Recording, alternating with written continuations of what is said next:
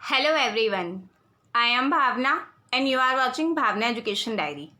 तो इस वीडियो में हम लीगल करंट अफेयर्स जो 2020 के सभी लॉ एंट्रेंस एग्जाम्स के लिए इम्पॉर्टेंट है उसके क्विज 2 को डिस्कस करेंगे।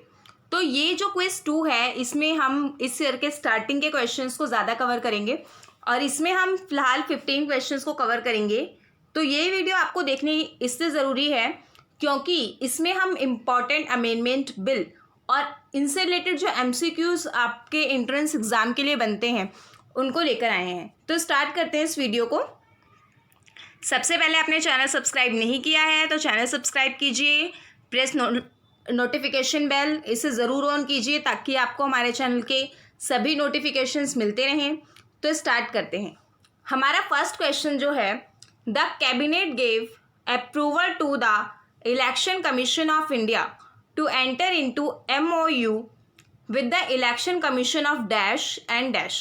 तो यहाँ पे आपको बताना है कि जो कैबिनेट ने इलेक्शन कमीशन ऑफ इंडिया को कौन से दो और यहाँ पे ये जो कंट्रीज़ हैं इनके इलेक्शन कमीशन के साथ MOU किया है उसके लिए अप्रूवल दिया है। तो करेक्ट जो ऑप्शन है वो है यहाँ पे ट्यूनीशिया और पापुआ न्यू गिनिया। तो यहाँ पे ये जो इलेक्शन कमीशन ऑफ इंडिया है तो इसके साथ यहाँ पे क्या MOU यहाँ पे साइन हुआ है और इसके साथ ही यहाँ पे अगर इलेक्शन कमीशन ऑफ इंडिया ये कॉन्स्टिट्यूशन के पर्सपेक्टिव से आपके इलेक्शन के लिए इम्पॉर्टेंट है और इसके साथ ही भी करंट अफेयर्स में था तो इससे रिलेटेड जो आर्टिकल्स हैं वो भी इम्पॉर्टेंट होते हैं। तो जैसे कि इलेक्शन कमीशन ऑफ इंडिया से जो रिलेटेड आर्टिकल हैं वो 324 से स्टार्ट होते हैं, तो ये बहुत इम्पॉर्टेंट है। तो नेक्स्ट क्वेश्चन है, the Uttar Pradesh government has implemented a police commissionerate system. तो ये यूपी में जो है इस साल के जनवरी फरवरी में एक पुलिस कमिश्नरेट सिस्टम जो है स्टार्ट किया गया है। तो यहाँ पे ये कौन से दो जगह में सबसे पहले स्टार्ट किया है। तो आपको ये जो टॉपिक है इस टॉपिक से रिलेटेड और भी आप इंफॉर्मेशन ले सकते हैं क्योंकि ये टॉपिक एग्ज़ाम के लिए इम्पॉर्टेंट है। तो यहाँ पे चारों ऑप्शन दे रहे और हमारा जो करेक्ट ऑप्शन है वो है लखनऊ और नोएडा। हमारा नेक्स्ट क्वेश्चन है, recently the cabinet has approved the medical termination of pregnancy amendment bill. इसमें चेंजेस आए हैं, इसमें जो वीक्स हैं उनको चेंज कर दिया गया है। तो यहाँ पे अपर लिमिट कितनी है प्रेगनेंसी को टर्मिनेट करने की, तो ये बिल भी इम्पॉर्टेंट है। तो यहाँ पे ये जो अब 24 वीक्स हो गई है, तो पहले जो इतना नहीं था, पहले 3 मंथ्स तक था, तो यहाँ पे अब इसको 24 वीक्स तक जो है वो कर दिया गया है। 24 वीक्स तक यहाँ पे प्रेगनेंसी को टर्मिनेट किया जा सकता है। उसकी भी टर्म्स एंड कंडीशंस हैं तो वो अलग है, लेकिन वीक आपके लिए इम्पॉर्टेंट है, कितने वीक का टाइम है। इसके बाद विच of the following countries will attend the Munich security conference for the first time. तो ये जो म्यूनिक सिक्योरिटी कॉन्फ्रेंस है इसमें कौन सी कंट्री ऐसी है जो पहली बार पार्टिसिपेट करेगी। तो वो कंट्री नॉर्थ कोरिया है। नॉर्थ कोरिया ने अब तक म्यूनिक सिक्योरिटी कॉन्फ्रेंस एक भी बार अटेंड नहीं किया है। नेक्स्ट क्वेश्चन है यहाँ पे 126 कॉन्स्टिट्यूशनल अमेंडमेंट बिल से रिलेटेड है। तो यहाँ पे हरियाणा की असेंबली ने रेटिफाई किया है 126 कॉन्स्टिट्यूशनल अमेंडमेंट बिल। तो ये किससे रिलेट करता है।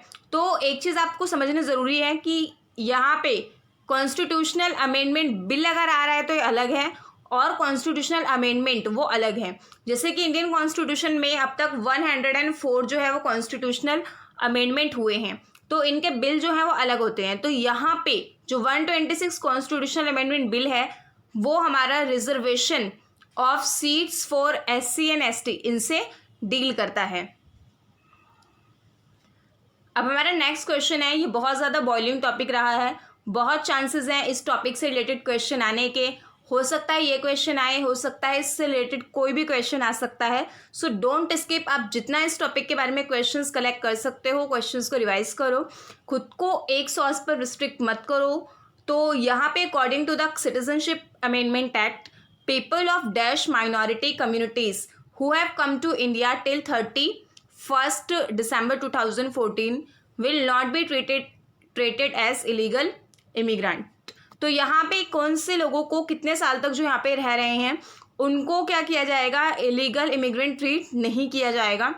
तो वो करेक्ट है, 6 साल तक यहाँ पे 6 ईयर तक के यहाँ पे इंक्लूड किया गया है। और इसके साथ ही यहाँ पे people of 6 minority communities, 6 minorities communities को भी ऐसे ट्रीट किया गया है कि वो यहाँ पे क्या होंगी, इलीगल इमिग्रेंट नहीं कहलाएंगी।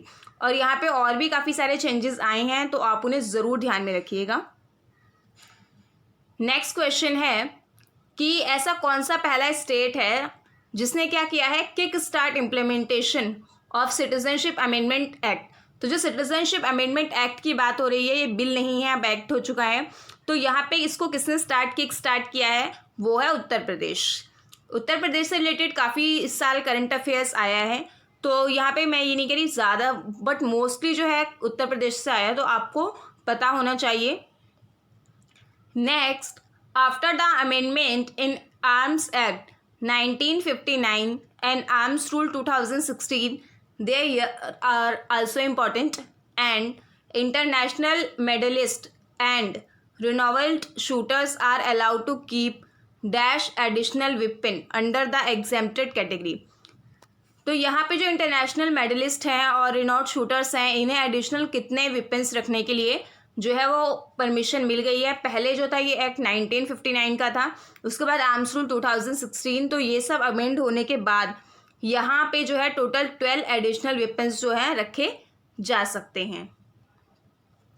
अब नेक्स्ट है यहाँ पे तमिलनाडु स्टेट असेंबली ने एक बिल पास किया है, तो जिसमें उन्होंने क्या बोला है कि जो रिवर्स, कौन सी रिवर का डेल्टा जो है वो क्या होगा, एक प्रोटेक्टेड स्पेशल एग्रीकल्चरल जोन में आएगा। तो ये इस रिवर का नाम है, वो है कावेरी रिवर।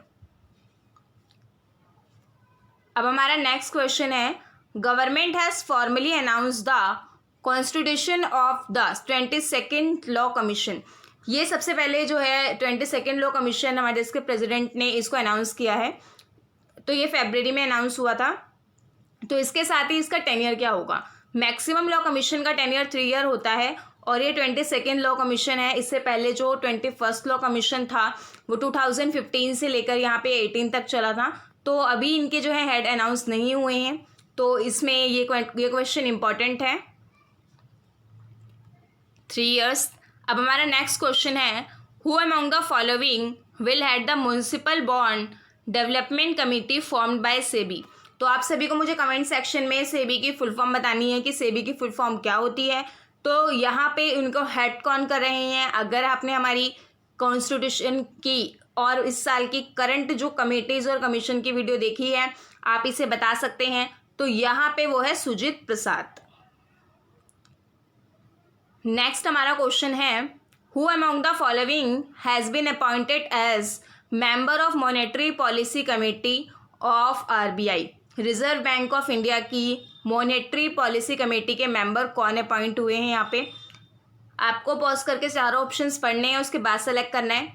तो करेक्ट जो हमारा आंसर है वो है ईडी जनकराज। ये फुल फॉर्म में भी पूछ सकते हैं। अब हमारा नेक्स्ट क्वेश्चन है, अटल इनोवेशन मिशन, इसके तहत यहाँ पे Niti Aayog has join hands with which of the following organization to roll out artificial intelligence modules in Indian schools. तो यहाँ पे नीति आयोग के साथ इन्होंने ज्वाइन किया है, तो विच इस कौन से ऑर्गेनाइजेशन के साथ, जिसमें वो क्या करेंगे, वो ऑर्गेनाइजेशन और ये मिलके to roll out artificial intelligence modules in Indian schools. तो यहाँ पे ये है नास्कोम, नास्कोम के साथ ये मिलके कर रहे हैं ऐसा काम। नास्कोम एक ऑर्गेनाइजेशन है। अब हमारा नेक्स्ट क्वेश्चन है, US president Donald Trump and Indian prime minister Narendra Modi will jointly address over 1 lakh people at dash event at the Motera cricket stadium इन अहमदाबाद। तो यहाँ पे इन्होंने क्या किया है, जो 1 लाख लोग यहाँ पे थे उसमें इन्होंने एक साथ मिलके एक इवेंट में इन्होंने क्या किया है, लोगों को एड्रेस किया है, यहाँ पे बात की है उनसे। तो इस पूरे को क्या बोला गया है, कौन से इवेंट पे इन्होंने किया है ऐसा, तो उस इवेंट का नाम है नमस्ते ट्रंप। नमस्ते ट्रंप। नेक्स्ट क्वेश्चन आज के लिए यहाँ पे ये 15 क्वेश्चन है, what is the name of India's first indigenous aircraft carrier that will be commissioned by 2021? ये लीगल में फॉलो नहीं करा, लेकिन ये क्वेश्चन मुझे इंपॉर्टेंट लगा इसलिए मैंने इसको इसमें डाला। तो यहाँ पे क्योंकि जीके के पर्सपेक्टिव से भी इम्पॉर्टेंट है, करंट के पर्सपेक्टिव से भी इम्पॉर्टेंट है और हर एग्जाम के पर्सपेक्टिव से इम्पॉर्टेंट है, तो यहाँ पे इसका जो करेक्ट आंसर है वो है विक्रांत। विक्रांत जो है वो हमारा फर्स्ट इंडिजीनियस एयरक्राफ्ट है और ये कमीशन हो जाएगा 2021 में। So that's all from my side. Video helpful लगे तो इसे लाइक शेयर सब्सक्राइब ज़रूर कीजिए। Thank you.